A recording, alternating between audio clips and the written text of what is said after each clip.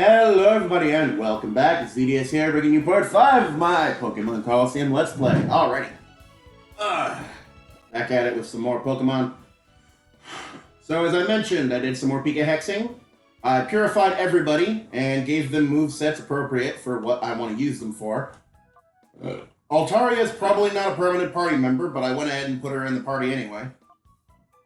Hariyama, which was previously Makuhita, also not a permanent party member, but again, not bad as usable in the party. Has Cross Chop, Hidden Power Ghost, Earthquake, and Rock Slide. Altaria has Dragon Claw, Ice Beam, Flamethrower, Hidden Power Electric. And for us, I gave Seismic Toss as opposed to Thunder Wave. So the three moves were still the same. And for Alligator is still the same, although it is now a for Alligator, not a Croconaw, of course. Okay. So dealing with the PC, let's go ahead and showcase some stuff that I did. I diddly did. Okay, so I did go ahead and take the Slugma I had, evolved it into Macargo.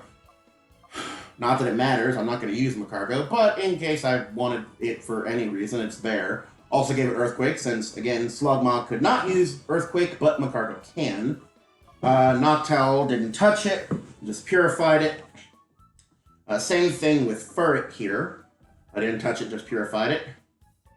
Misdreavus, Yanma, Quagsire, fuck Quagsire, I don't like it.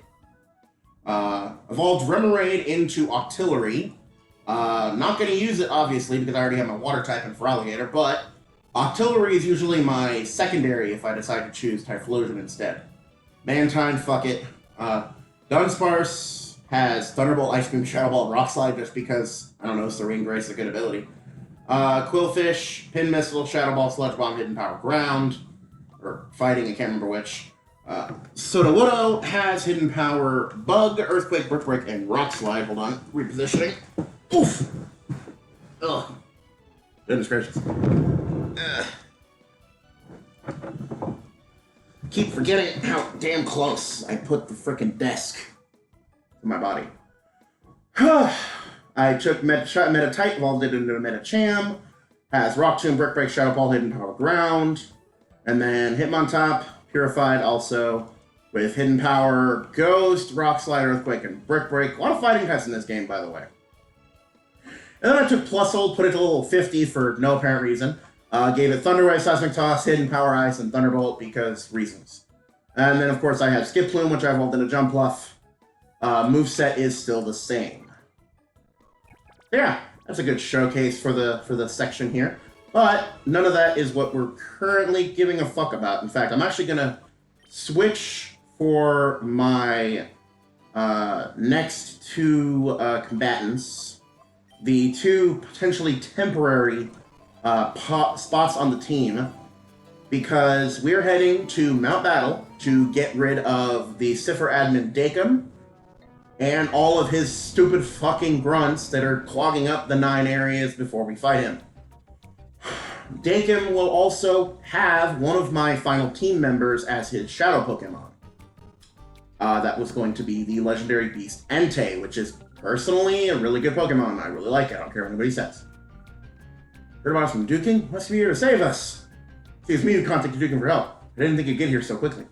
Please be careful. The power of the Pokemon isn't normal. Well, no, the power of Dakim's Pokemon, singular, is not normal. Obviously, he's wielding a fucking legendary. Kind of goes with my theory a little bit of the Ori region, though, because I don't really think that the people of the Ori region really know a lot about Pokemon. Like, they obviously know enough, but my theory about, like, how their, I guess, civilization kind of crumbled, kind of goes on the realm of, well, maybe, you know, their Pokemon they have seen have only been the few that we, you know, encounter in the region as we go through it. Perhaps they don't actually know what legendary Pokemon look like, for example. Oh yeah, and that's the biggest reason that I have Altaria and Hariyama in front, because Altaria, being a flying type, is immune to Earthquake, and Hariyama can do some massive fuck-off damage with Earthquake, so that's always a plus. So I have essentially Hariyama for physical attacking and Altaria for special attacking, so I cover both bases just fine.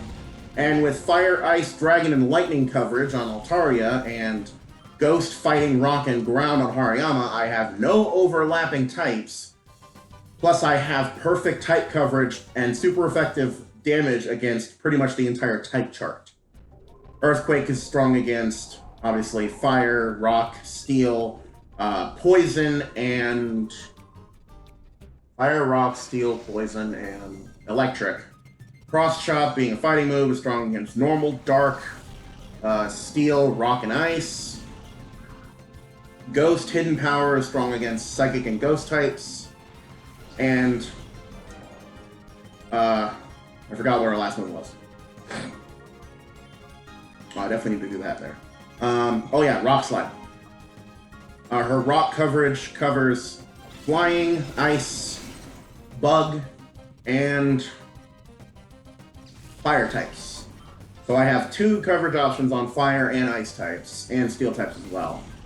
And then with Altaria, Dragonclaw only covers dragons, but it also is neutral against everything else but Steel. Flamethrower, obviously being a Fire type move, covers Steel, Ice, and Steel, Ice, Grass, and Bug types. And Ice Beam covers Flying. I always forget this every time. Flying, Dragon, Ground, and Grass types. And then Hidden Power Electric covers Water types. So pretty much the only Pokemon type I don't have super effective coverage against... actually, no, everything. Pretty much every Pokemon in the entire region. Because, I mean, Ghost and Fighting by itself gives perfect neutral coverage on every type in Generation 3. Then Fire, Ice, and Lightning plus Dragon also gives perfect neutral coverage on everything. Plus super effective coverage on almost the entire type chart. So yeah, we're pretty much golden on that one. So none of these battles will be even the slightest bit of a challenge. That's kind of the point. I really like just completely, utterly dominating my Pokemon opponents. I'm not a big fan of, oh, let's go ahead and make this game challenging so I can waste healing items and spend longer time in the No.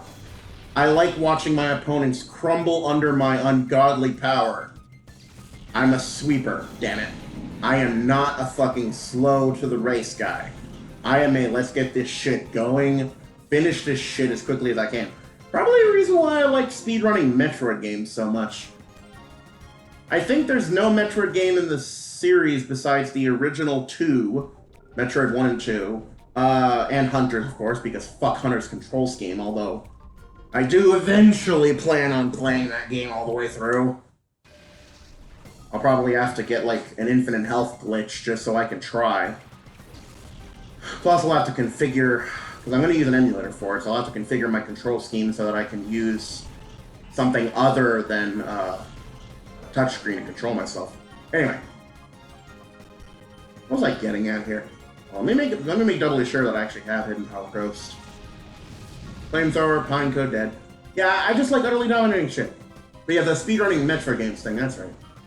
I don't think there's any Metroid game besides Metroid 1 and Metroid 2 and Hunters that I can't beat in under 4 hours. I mean, with or without cheat codes, depends. Without cheat codes or hacks, some Metroid games, well, 2 actually, Other M and Samus Returns, I cannot beat in under 8 hours. But next to those, I can beat pretty much everything else in that time. Oops, no, I want Earthquake. There we go. Dragonclaw. Dragonclaw looks a lot cooler animation-wise in Colosseum than it does in XD, for my opinion. In XD, it like has like a looping, like a curved effect when it hits the target.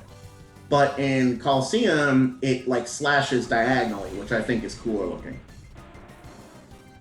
Just my dumb aesthetic preferences going for me again. Also, I forgot Hariyama has the highest, most erratic XP group of 1.64 million. Meanwhile, Altaria has the lowest of 600,000. That's another random thing I'll go ahead and talk about. Individual Pokemon have individual XP groups depending on, well, whatever the hell the developers wanted them to have. So these EXP groups vary from 600,000, 800,000, 1 million, 1,059,860, which all starter Pokemon have, for example, and then 1.25 million, and then finally in Generation 3 they introduced the 1.64 million experience, which is known as the erratic experience growth. Only Breloom, Illumise, Hariyama, Wailord, and Drifblim have that experience total. I don't know why. Nothing else after Gen 4 ever had that experience total. I really don't get why they introduced it if they were just going to nullify it in the next generation, but whatever. But most fossil Pokemon have a lot of gift Pokemon have, like, specific ones like that. Like Pokemon that were originally intended to be only... Oh, there's a random one. There's a random factoid for you, too. Pokemon that during their original releases, in the generations that they came out in, who were supposed to only be available by gift, have a gender ratio of 88% male to 12% female. Technically 87.5 to 12.5, but that's splitting hairs here. The reason that I've found, it's basically a 1 in 16 chance of getting it as a female, is to prevent it, or at least make it harder for you to breed the Pokemon later on, because unless you have Ditto, a male Pokemon cannot produce an egg of its own species. It's not the way, just not the way the breeding mechanics work. Only the female of the species that you're breeding with can produce an egg of that species. So for example, if you're going to breed a Pokemon from, like say for example, you're going to breed a female Blaziken with a male Lucario, which are both in the same egg group, you're not going to be able to acquire a female, or a baby Riolu, but instead a baby Torchic, given the gender difference there. Switch it around, and you'll get a baby Riolu instead of a baby Torchic. But in the case of gift Pokemon, the reason that I've found out, from my research personally, that gift Pokemon have the gender ratios that they do is because it makes it harder for people to breed them. However, Game Freak never changed this, even after those Pokemon became very easy to find outside of the gifts that they were originally received in. For example, Togepi. Togepi, in Generation 2, was only able to be received from Professor Elm as the special egg that you take care of. It was the only way to get Togepi, which meant that Togepi, Togechick, and Togekiss have a gender ratio of 1 in 16 chance being female, the other 15 chances being male. However, in later generations, you can get a Togepi fairly easily, especially in Generation 8, where they are simply in the wild area, 5% chance, mind you, but in the wild area during the misty weather effect. So it kind of negates the reason for that being there. Some other examples I can think of are Riolu, for instance, because Riolu, in Pokemon Platinum, I don't even remember if you can get one in Diamond and Pearl, but in Pokemon Platinum, you get Riolu from Riley when you head to the island before you face off against the Steel-type gym, and you get the Strength HM. He will give you a Riolu egg, and that is the only way to get Riolu in Pokemon Platinum, Generation 4 in the introductory generation. However, in later gens, in fact, the very next generation, in Pokemon Black and White 2, you can capture Riolu in the grass in Flosessi Ranch before you even fight the first gym. So, yeah, it's kind of dumb that they kept the gender ratios the same for the gift Pokemon when they changed the acquisition requirements or acquisition of availability, I guess? I don't know. The way you can get them for those Pokemon. You'd think that they would just change it to being a different gender ratio, but maybe that's just a more arduous task. I don't fucking know. As I stated last video, I am not a game designer, so I don't know exactly how difficult it would be to change the gender ratios of gift Pokemon so that they have a better gender ratio for breeding. However, I have noticed, in particular in Sword and Shield, from my over 300 hours of playtime on that damn game, Jesus Christ, the Pokemon that typically have a 88% gender ratio being male, such as the Eevee evolutions, which can be found on that that Dragon Lake thingy, whatever, in the top left corner of the map on the wild area, they actually, for me, have almost always appeared female. Only a couple of times have they not appeared as female when I was going and catching the evolutions in that game. Which makes me think that perhaps they actually maybe dumbed down the gender ratio or something, or I don't know, maybe fix the algorithm. Fuck if I know. I don't know, just weird things I've picked up over my decades of Pokemon playing. Good God, I've been playing these games for almost 2 decades. Jesus Christ, help me. I've been collecting the cards since I was 3.5, 4 years old. I started with a Charizard card from the original Team Rocket set. And I still or Charmander rather, and I still fucking have it. But from there I went on to Pokemon Stadium when I got my N64 when I was 7. I should really talk about my history with the Pokemon franchise at some point. It's gonna be a fucking long video, but I think that'd be a good one to make. I mean, my channel is mostly focused around Pokemon, and it is my favorite game series, just ever. And I will never, ever, ever, ever argue against how good Pokemon can be. I am fully encapsulated in the nostalgia horror audience. Sorry to say that, but I am. Okay, so Hidden Power Ghost is good for Vescal, of course. Yeah, if I had Hidden Power Bug, then I wouldn't have any super effective coverage against Ghost types, since Ghost are only weak to Dark and Ghost types respectively. Bug they're actually resistant to, so Ghost would be the thing that I would have the problem with. Ghost types typically, actually, I do have a problem with a lot. Not because they're, like, hard to kill or anything, but because they have so few weaknesses and 2 fucking immunities. And in the case of that Duskull right there, 3 immunities because it also has Levitate. Now imagine a fucking Dark Ghost type with Levitate. That's 4 fucking immunities. Whoa, the camera just glitched out for a second there.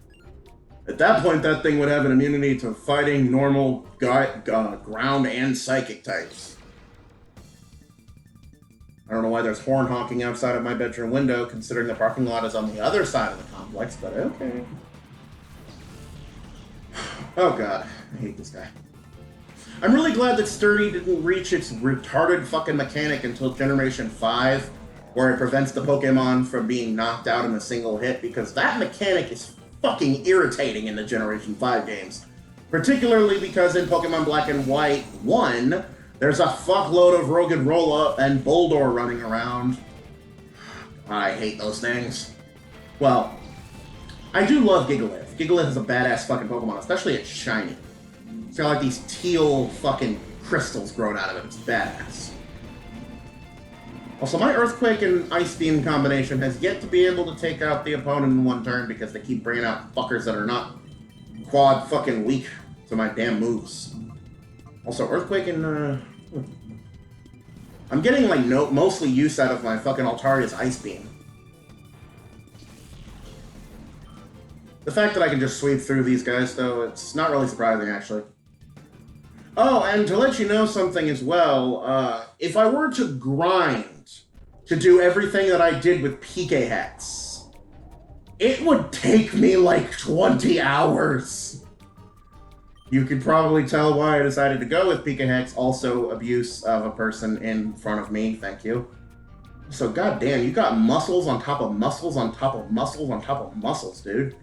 I can see every individual muscle of your back and the back of your arms. So are you like some kind of like gorilla fighting gi motherfucker? I feel like he's like a native type of person. Like he looks kind of, don't take this the wrong way, he kind of looks Samoan in a sense. I mean, he is a sumo wrestler because he does have the fucking stance and that. I don't know, maybe it's a tribal thing. He's definitely not a white guy, I can tell you that now. Alrighty, this guy is a specialist with Earthquake. All of his Pokemon know Earthquake and or Protect. He has Metang, Marshtomp, Camerupt, Golem, and his Shadow Pokemon Entei. Be aware that this fucker is going to kill his own Entei if you don't get it first. So try to be careful and take out all of his Earthquake users before his Entei and his Earthquake users have a time to actually attack you. Because he has no regard for his own Entei, and if he knocks it out, You have to wait until damn near endgame to catch it again. Not worth it. Also, goddammit, why did I have to miss? This battle, by the way, is extremely fucking hard if you're just using Espeon and Umbreon. Which is why I don't recommend using Espeon and Umbreon in this fight. Unless you have to, in which case, go for it. Okay, I'm gonna risk it and go with that fucking camera up. I don't have any water moves. And I am a little nervous about using Earthquake. Because I'm gonna just cross-chop that Marshtomp. He's not gonna go with Earthquake considering I have Altaria out here. Or at least he's not gonna go for Protect, I don't think. How is Marshtomp faster than my Hariyama, by the way? I know Hariyama's not the speediest thing in the world, but neither is fucking Marshtomp. Come on, just kill it already. There we go. Now send out Golem, please, not Entei. I think he always sends out Entei last. Thank God. Because I don't want him. Because, yup, there it goes. His fucking camera going with Earthquake. Yeah, his Camerupt and his Golem are the ones that I worry about when it comes to Earthquake, because they can both kill the damn thing. Alright. Here. Dragon Claw. Fuck me running. Actually, no. I'll Dragon Claw, Golem, and Hidden Power Ghost Camerupt, because I don't want to... Oh, God. Welp. That didn't work. Also, how is Camerupt faster than Hariyama? Did I miss something? Oh, yeah. That's right. Mud Shot. That's right. I totally fucking forgot that. His damn Swampert's Mud Shot was slowing my Hariyama down. There it is. The next member of my team. The Shadow Beast. Kind of fitting that Entei is the first legendary we see in Colosseum, I think. I believe this game didn't come out too long after the third Pokemon movie where Entei started. Also, this is a big reason why I did the Master Ball thing too, because I don't want to fuck around with catching Entei, because it's a pain in the ass. The Master Ball thing is pretty much a way for me to not have to reset the game if I knock out the damn Shadow Pokemon. Because I hate having to reset 30 minutes of game progress. Because I really... My Let's Plays are 100% off the cuff. None of this shit is scripted. I don't plan out what to say during these episodes. So having to go back into the game and repeat a lot of things that I have to say, you can always tell when the recording is a second run through, even without me saying it, because of how I talk. Because I always get a lot of my good points across in the first recording, but if I go for the second recording of the same video, I always fuck up. Also, how the hell does he just jump off and find salvation? Alright, so we got the F disc. That is something that we actually are going to need. Let's make sure this fucker is okay. That was an experience I'd ever want to have again. Glad you came to my rescue. Thank you. Also, by the way, you almost got your ass knocked off of this platform. And you're just calm as a cucumber with your right foot not even fucking 8 inches away from the corner of it. You literally could have just died. Like, actually died.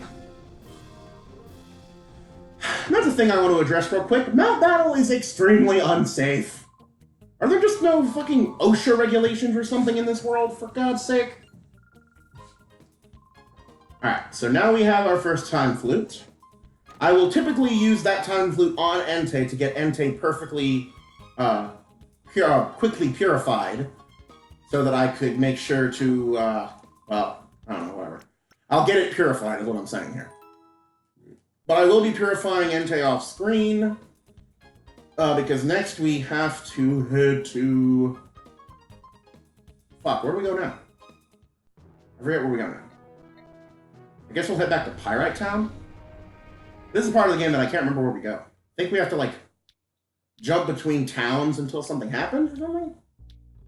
Or... fuck. Well, let's talk to Dakim first, because I don't remember.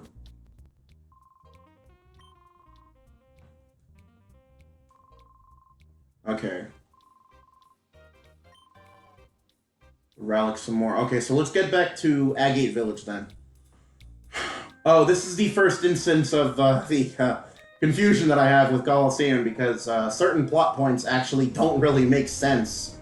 Colosseum is one of those games that you kind of gotta like run around a lot to figure out certain things, especially when it comes to the last of the Shadow Pokemon for the post-game content. God, fuck that. Well, I guess it's good that the game actually has a post-game, though, considering. Not a lot of not a lot of Pokemon games have a post-game. Or at least not anymore, anyway. Post-game content is always nice. Oh. Yes, I did. I said all those words, and cool. Wonder what'll happen. Find it quite interesting. Something I've forgotten. PID number, PDA, P star DA, whatever. Okay. Cool, cool, cool, cool. God, I wish I could feel the dialogue. Alright. Are we done here? What now? Okay, what the fuck do we do now? Gosh damn it. Gosh dang it. I legitimately keep forgetting what the hell to do after I do that. Oh, that's right, I gotta go here. Oh, that's a rare camera shot to get. I don't get that one very often. Then my PDA. Yeah, your PDA is pretty much the #1 way that you find out anything. So they nabbed a Mirror Bee peon. Whew. So we gotta leave and go back to Pyrite Town. Give me just 1 second though, guys. I'm gonna pause real quick. I gotta use a bathroom. Okay. Whew. Believe it or not, that's actually a first. I've never had to use the bathroom halfway in the middle of a video. Granted, this video is almost over, so I probably should have just ended it, but I couldn't hold it any longer. Matter of fact, you know what? Fuck, I'm gonna do that right now. I'm gonna go ahead and actually call this an episode. Thank you guys so much for watching. If you guys have any ideas for future content, please leave your suggestions in the comment section down below. Or on my Twitter page, @SoDiarist. The link will be in the description. And until next time, this has been VDS, making YouTuber fun one video at a time, and I will see you guys in the next episode. Have a good night, everybody.